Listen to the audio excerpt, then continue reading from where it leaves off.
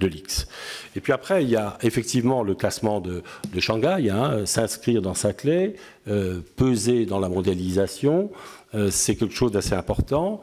La masterisation, finalement, l'X connaît une évolution assez comparable à celle qu'a connue Sciences Po. Hein, c'est un cycle de 3 années. Il a fallu se placer sur le plan international, mondial. Donc on a masterisé, on a ouvert d'autres choses. Et là aussi, comme pour Sciences Po, je ne suis pas nostalgique. Hein, je dis qu'il faut se poser des questions. Est-ce qu'aujourd'hui, les élèves du cycle polytechnique sont 400, c'est-à-dire sur 1 millier. Ça veut dire en réalité que la spécificité polytechnique est aujourd'hui minoritaire à Polytechnique. En a-t-on mesuré toutes les conséquences? C'est peut-être souhaitable, c'est peut-être bien, mais c'est un changement de donne qu'il ne faut pas sous-estimer. Alors, dans la 4e partie, j'indique qu'à mon sens, effectivement, ces évolutions, elles sont notées dans les documents mis en place par l'X, hein, et notamment par le contrat d'objectifs et de moyens, qui ne nie pas du tout le recul de l'État, la mondialisation, tous les phénomènes que j'ai indiqués. Ils sont bien indiqués, ils sont bien reconnus par l'X.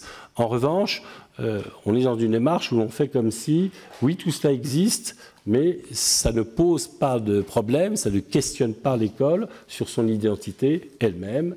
Je ne suis pas de cet avis. Je pense qu'il est absolument nécessaire que l'État prenne une initiative pour effectivement engager un dialogue renouvelé avec l'X pour être clair sur ces points que j'indiquais tout à l'heure et qui me paraissent un petit peu flous. Je voudrais indiquer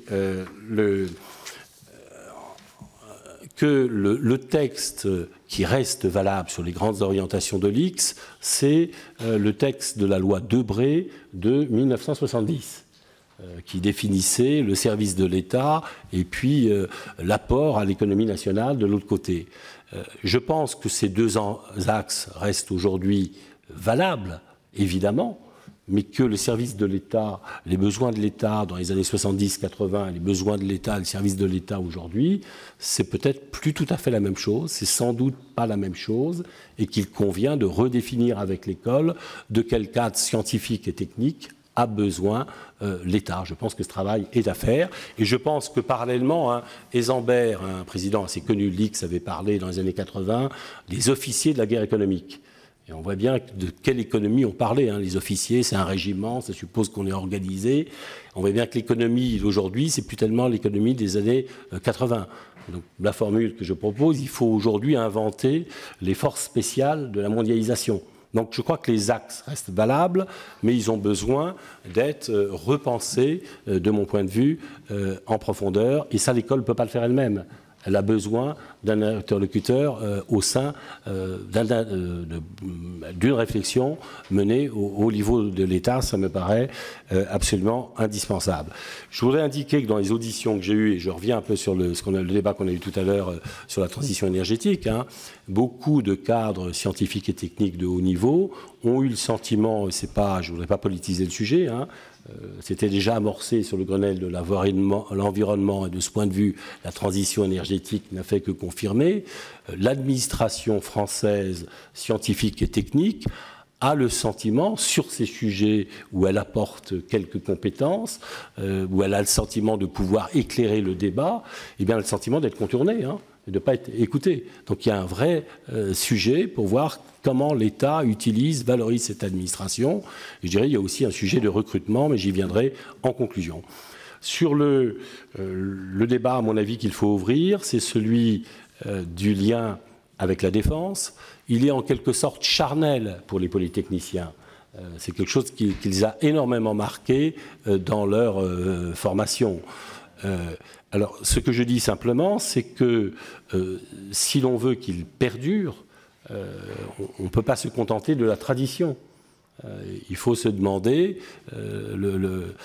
à quoi Polytechnique, qu'est-ce que Polytechnique peut vraiment rapporter aux armées. Je prends un exemple, le chef d'état-major des armées, voilà, Polytechnique, c'est un individu par an ou un tous les 2 ans pour 70 millions d'euros. Donc il y a peut-être une discussion à avoir. Est-ce qu'il n'y a pas effectivement des liens à créer entre l'IHEDN et Polytechnique? Est-ce qu'il n'y a pas au sein de Saclay, autour de Polytechnique, une sorte de campus capable de réfléchir sur la défense? Est-ce qu'il n'y a pas des start-up de défense à faire? Voilà, donc je pense que ce lien avec la défense qui est très chère aux polytechniciens et que je partage, si l'on s'en contente de faire la vie, la tradition, je crains que l'enthousiasme mal déclinant, et donc je pense qu'il faut refonder ce lien. Voilà les grands axes. Je voudrais conclure sur trois remarques. La première, c'est que la réaction un petit peu de... oui, je voudrais dire que l'école a été parfaite, que j'ai été très bien reçu, que j'ai eu effectivement accès à tous les documents que j'avais demandés rapidement, et que le directeur général et le président étaient à ma disposition. Ils auraient simplement aimé un petit peu à la fin tenir ma plume, ça n'a pas été possible. Voilà, mais on a très bien travaillé avec eux et je les en remercie. Le sentiment, et on voit un peu les réactions même avant que le rapport soit sorti, c'est de se dire, mais dans le fond, ce député, qu'est-ce qu'il nous veut? Pourquoi il nous demande? Pourquoi il fait ça? On a bien compris qu'il y avait la mondialisation, on n'a pas besoin de lui, on a bien compris que l'État, c'est dans nos documents, il n'y a pas de problème. Je voudrais indiquer que le problème, je ne le rêve pas, il est extrêmement concret. On fait aujourd'hui, voilà, on se donne, on dit ça n'a pas changé, oui l'environnement a changé, mais on se développe. Je voudrais donner deux points très, très crus qui me paraissent nécessiter une réflexion sur l'école. Le premier point, c'est si l'excellence de l'école, elle se voit surtout par le service de l'État. On a une vraie difficulté avec une déception au sein de la haute fonction publique sur le rôle que l'État aujourd'hui, les majorités successives font suivre. Il y a un vrai questionnement. Et on a de plus en plus de difficultés à attirer les meilleurs. Selon la rumeur, ce seraient les X-1000. On a de plus en plus de mal de les maintenir dans la durée au service de l'État. Je pense qu'il y a une question. Et au moment où les problèmes scientifiques et techniques que nous avons à résoudre sont de plus en plus importants. Je voudrais donner un chiffre, parce que les gens aiment les chiffres, et donc, mais qui permet un peu de réfléchir. Après les X-Mines, c'est les X-Ponts, hein, le second grand corps de l'État. Je pense qu'il y a 30 ou 40 ans, le dernier des X-Ponts, il devait être 30e ou 40e de la promotion. Je crois que sur les dernières promotions, le dernier X-Pont, il est plutôt autour de 220-250. Et donc, on voit bien que ce lien avec l'État, ce prestige de l'État auquel contribuait l'X, il y a quand même une vraie difficulté qui se pose. C'est pas simple. Si on continue à faire fonctionner les choses comme par le passé, il y a bien un problème qui se manifeste. Et donc, on voit bien que côté rôle de l'État, on est dans un certain retrait, que les chiffres, ce que je viens de dire évoquent. Et s'il s'agit de jouer la mondialisation, il y a aussi un problème. Entre cette année et l'année dernière, l'X a reculé d'une centaine de places sur le classement de Shanghai. Voilà, donc moi je dis simplement, oui, il y a des documents qui disent qu'on a une stratégie, mais je pense que l'école elle-même, le dialogue entre polytechniciens et entre différents corps ne permet pas de définir une stratégie. Je pense que l'école, elle appartient ni au corps, ni aux polytechniciens. L'école, elle appartient à la nation. Et donc, c'est l'État à son plus haut niveau, dans sa pluralité, qui doit définir les missions de l'école. Et en gros, si l'on choisit ce que je veux, les gens me disent, mais vous ne proposez pas de choses. Parce qu'effectivement, en général, les députés arrivent avec leurs réformes en clé en main. Non, moi je dis, il faut déjà se poser les questions. Il y a en fait deux options possibles. Soit on choisit les critères de la mondialisation tels qu'ils nous sont proposés sur le modèle un peu anglo-saxon, classement de Shanghai, etc. Et dans ce cas-là, il faut le jouer à fond. Et dans ce cas-là, un certain nombre de traditions auxquelles les polytechniciens sont attachés, le lien avec la défense, le service de l'État, n'ont plus aucun sens. Ils sont même assez gênants pour jouer efficacement sur les critères de Shanghai et de la mondialisation. C'est une option.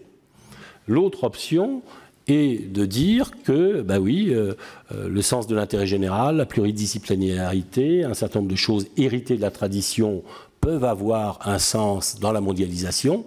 et que sans s'occuper de Shanghai, on peut essayer de rénover le modèle français qui a fait le succès de l'X et de lui-même donner un poids dans la mondialisation. Je pense que les Chinois, en Amérique du Sud, peut-être en Afrique, une approche un peu différente, et centrée autour de l'intérêt général, peut être pertinente. Voilà, moi j'ai dit, il y a une question qui se pose, me semble-t-il. C'est la première remarque. La seconde, ce que je souhaite, c'est non pas sortir mes idées, mais qu'il y ait une réflexion interministérielle qui s'organise là-dessus. Parce que l'X, c'est effectivement la défense, mais c'est le ministère de l'Industrie, mais c'est l'environnement, mais c'est les nouvelles technologies, mais c'est le rayonnement de la France dans le monde. Donc je crois que tous les corps de l'État doivent participer à cette réflexion et définir l'X de demain. Je crois que ça mérite cette démarche. Et on voit bien de ce point de vue-là que le rattachement, pas seulement à la DGA, la tutelle de l'X, c'est la DRH de la DGA. Vous voyez bien que les problématiques de mondialisation, les problématiques diverses autour de l'école, me semble-t-il, doivent être traitées au niveau de Matignon. Je pense que cette réflexion serait salutaire. C'est la deuxième remarque que je voulais faire en conclusion. Et la troisième, elle est un peu sur l'intérêt que le public ou la presse notamment a montré sur ce rapport. On voit bien dans le contexte actuel que tout ce qui concerne les élites focalise tout de suite l'attention. Parce que les élites aujourd'hui, elles sont mises en cause, mises en doute. Alors il y a une approche traditionnelle qui est de dire, et sociologique, qui a sa part de vérité. Oui, les élites, c'est la reproduction sociale, c'est beaucoup des fils de profs, des fils de bourgeois, c'est pas complètement faux à Polytechnique. Je ne m'occupe pas de cette question-là.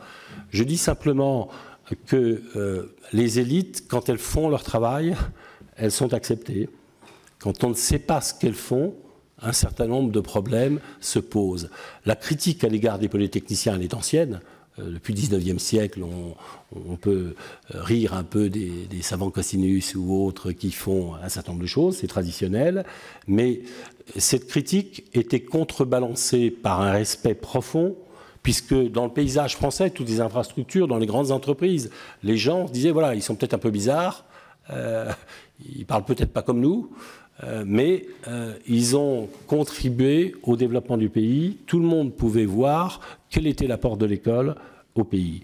Je pense qu'aujourd'hui, cette vision est moins claire, et donc je pense que tant que cette vision n'est pas claire, la critique de l'élite